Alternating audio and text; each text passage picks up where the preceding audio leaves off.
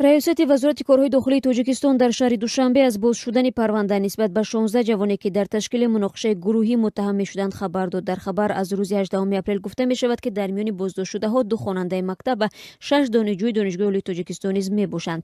нисбати онҳо бар асоси моддаи 237 қисми 3 яъне авбошии гурӯҳӣ парвандаи ҷиноӣ боз шудааст. ба қавли манба нисбати 15 нафар қарор дар намуди ба ҳабси пешакӣ гирифтан содир гардида, нисбати 1 нафар ноболиғ чораи пешгирӣ дар намуди забонхат дар бораи набаромадан аз ҷои иstiqомат татбиқ карда шуд.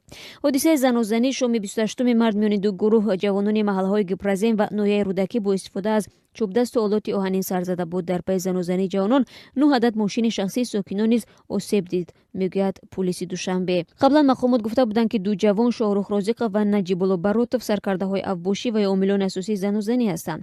2 нафар баъди даъвову занозанӣ бо ҳамдигар рафиқонашонро барои иниқор гирифтан аз ҳамдигар даъват мекунанд ва муддати тахминан 15 дақиқа бо ҳам занозанӣ мекунанд. баъди ин ҳам муноқиша поён намеёбад ва соати 7 шом Шоҳрух Розиқов як гурӯҳи ҷавононро барои интиқом гирифтан аз Наҷибулло Баротов ба маҳаллаи Гипразем ва ё шаҳраки ҳарбиён мебарад. ба гуфтаи мақомот ҳамчун қасос гурӯҳи ҷавонон оинаву шишаҳои чанд мошин аз ҷумла мошини як шаҳрванди русияро мешикананд ва тартиботи ҷамъиятиро то 30 дақиқа дағалона вайрон мекунанд. баъди ин ҳодиса сокинони маҳалла ба радиозодӣ гуфтанд ки аз дидани ҷавонон ниқобпӯш ба изтироб афтода сахт тарсиданд. феълан мавқеи худи ҷавонҳо ва ҳам хишовандонашон дар робита ба ин иттиҳом дар даст нест.